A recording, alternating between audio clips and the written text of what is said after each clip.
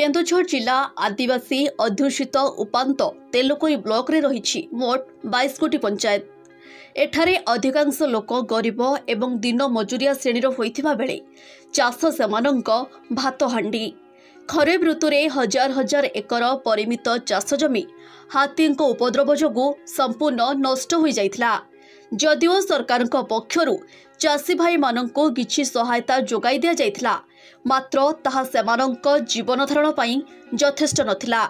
तेबे वर्तमान उत्तम जलवायु और जलर सुलभता जोगु सेमानंको बंचिबार राहा देखाइछि खराटिया धान चाष।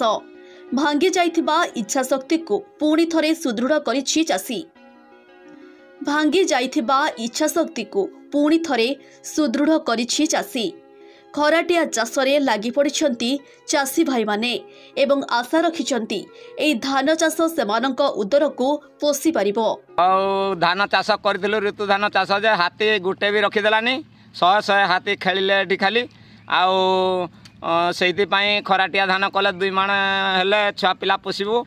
आउ धान तो मुटे नाही तथापि मूल मजूरी जो लेबर काम करिकी पाकेट धान किणी आनिकी बिहन पकईकी चाष करूँ। आउ जदि सरकार किसी साहाय्य करिवो ताहले आमे धान मुठे पाइबू, नहले से हाथी पुणी आसिले आउ खाइजिबे आउ किछि मूल्य मिलिबनी। तेलकोई ब्लॉक रो प्राय विभिन्न गाँव हाथ गणित अल्प लोक को छाड़देले समस्त प्राय कृषि उपर निर्भर करती। कृषि ही होउछि आम अंचलर लोक मानकर एकमात्र आशा भरोसा एवं साहा अटे। कारण ये अंचल खनि खारखाना किछि नाही, एठी लोक माने चाष उपर केवल निर्भर करथांती। आदिवासी अध्युषित तेलकोई अंचल चाष कार्य पई समग्र जिले में स्वतंत्रता हासिल करि पारिछि।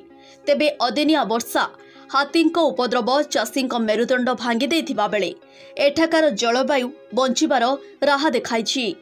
एकर एकर परिमित चाष जमी चाषी भाई हल लंगल एवं ट्रैक्टर साहाय्य चाष काम आरंभ करिसंती।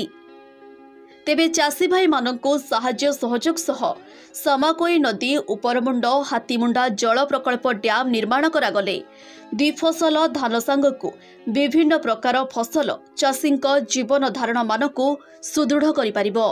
करिथिलु हाथी पोल नष्ट भी कर देला, किछि आइ मळ ही पारलानी। आमे खाइबु कोन चलिबु किमती, एटा खणी खादान नाही। सरकार कोन व्यवस्था कले उपकृत भी हे पारंतु। जे गोटे स्वतंत्र पैकेज घोषणा कर जाऊ अंचल चाषी मानक पई, गोटे स्वतंत्र भाव में प्रोत्साहन राशि दिया जाऊ। ए अंचल चाषी माने केमिति ठीक भाव में चाष करि परिबे ता पई स्वतंत्र प्रोत्साहन दिया जाऊ।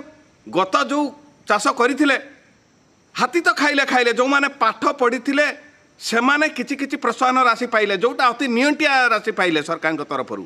आ जो माने पाठ पढ़ी नांती से माने ना फॉरेस्ट ऑफिस आसी पारले ना सरकार को जणै पारले, तांको से माने प्रोत्साहन राशि संपूर्ण भाव में पाई पार नांती।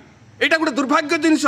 उपद्रवरे क्षतिग्रस्त चाषी वरदान पलटिथिबा खराटिया धान चाष बंचिबार एक नुआ बाट देखाइछि।